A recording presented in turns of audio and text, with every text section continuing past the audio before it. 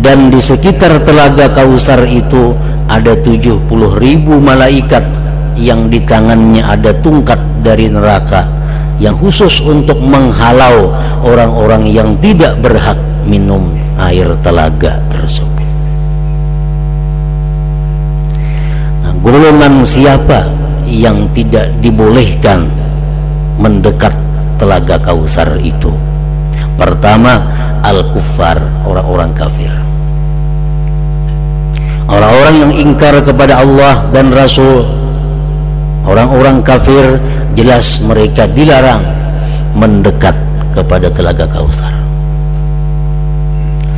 Yang kedua, al-murtaddun, orang-orang yang dulunya Islam namun pada akhirnya dia keluar dari Islam dan mati dalam keadaan demikian, murtaddun. Nah, mereka ini pun dilarang mendekat telaga Kausar. Yang ketiga, ahlul bid'ah, orang-orang ahli bid'ah. Ahli bid'ah ini adalah orang-orang yang memasukkan sesuatu yang bukan agama ke dalam agama, yang tidak diridhai oleh Allah Subhanahu wa ta'ala. Sesuatu perbuatan, sesuatu pekerjaan yang tidak dipraktikkan, yang tidak dianjurkan, yang tidak ada di masa Rasul dan masa sahabat, dia masukkan ke dalam ajaran agama.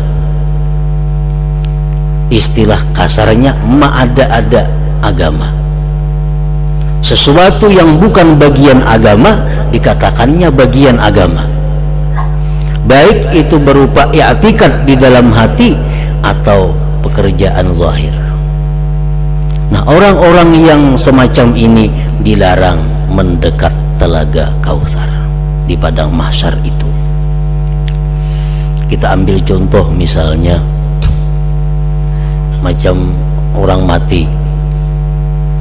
Orang mati itu biasa kita ada meniga hari, ada menuju hari, ada 40 hari, ada 100 seterusnya. Nah, ini adalah sesuatu yang bukan bagian agama. Artinya apa? Itu tidak diajarkan oleh Rasulullah SAW dan para sahabat. Itu hanya merupakan adat, merupakan kebiasaan di negeri kita. Jadi orang 100, 40, mahaul, itu hanya adat, kebiasaan. Jangan dikatakan itu bagian agama. Nah, sesuatu yang sifatnya adat, apabila di dalamnya mengandung nilai-nilai ibadah, maka itu menjadi pahala. Namun dalamnya itu bila mengandung hal-hal yang dilarang agama, maka itu menjadi hal yang diharamkan. Nah, jadi jangan beranggapan bahwa bila kada 100 asa berdosa, jangan. Bila kada mahauli kuitan asa berdosa, jangan. Karena itu bukan ibadah. Itu hanya adat. Tergantung apa isinya adat itu. Kalau isinya kebaikan jadi kebaikan, isinya kejahatan jadi kejahatan.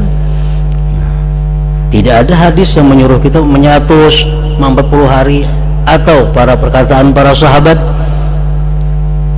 Nah, jadi kalau kita mengatakan bahwa sesuatu yang bukan ibadat dikatakan ibadat, nah maka itu adalah tergolong ahlul bidah.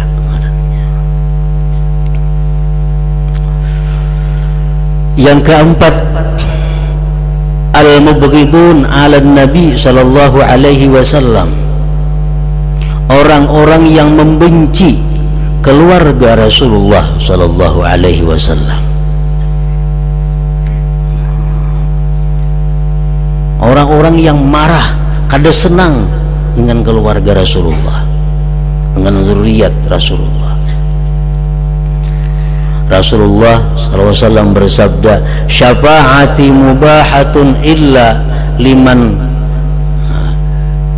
la yubghiduna wa la yahsuduna ahadun illa zida anil haud yaumal qiyamah bisiyatin min nar.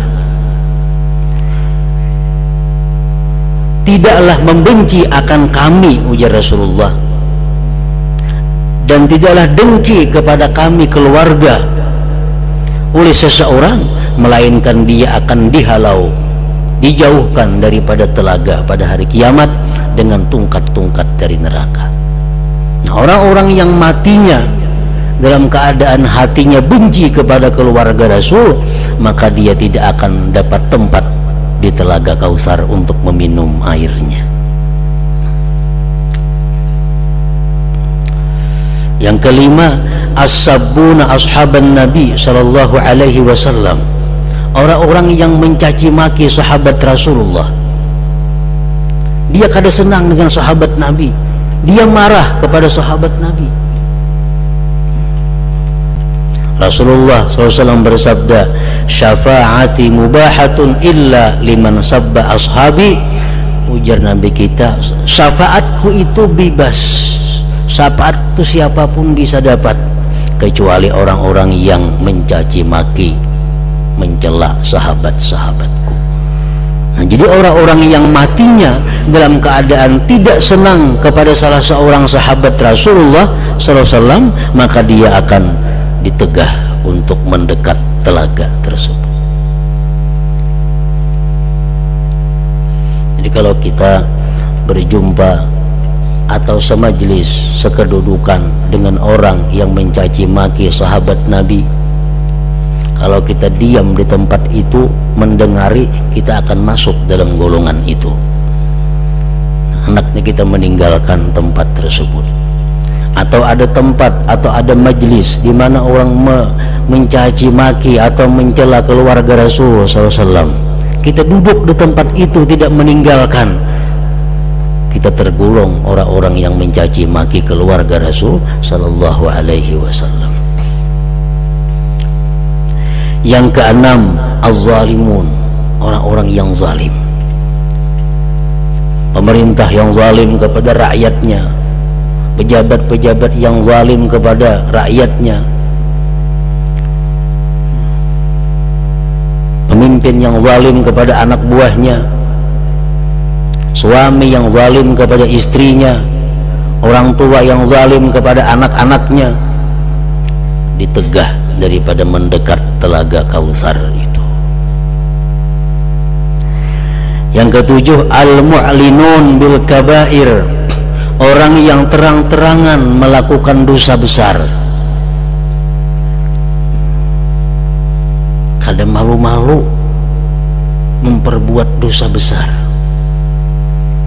minum bir, minum arak, kadang malu-malu, kadang sembahyang Jumat dudukan di warung, kadang malu-malu,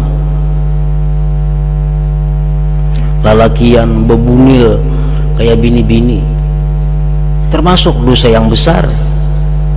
Ibnu Hajar Al-Haytami mengatakan demikian.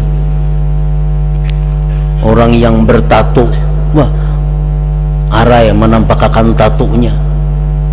Al-mu'linun bil kabair, itu orang-orang yang menampakkan dengan dosa besar. Kalau dia tidak tobat dari yang demikian sampai dia mati, maka dia ditegah mendekat telaga Kausar itu. Yang kedelapan, al-mustakhifun bil ma'asi, orang-orang yang meremehkan maksiat.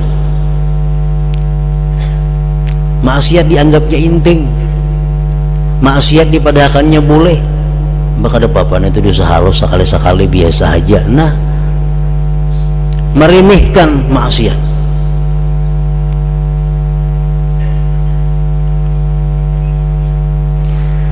Yang kesembilan, al-mu'inuna 'alal zalimin, orang-orang yang mendukung atas orang-orang yang zalim.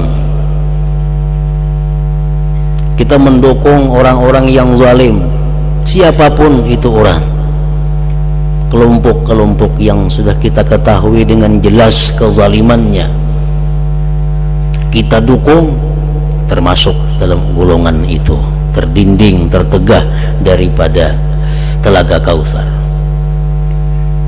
Yang ke-10, al-musaddiqun 'alal umara'il kadzibin, orang yang membenarkan penguasa yang dusta. Ini penguasa ini sudah tahu pendusta, dibenarkannya aja. Demikian disebutkan dalam kitab At-Tazkirah lil Qurtubi tentang golongan-golongan orang-orang yang tidak berhak untuk minum air telaga Kausar.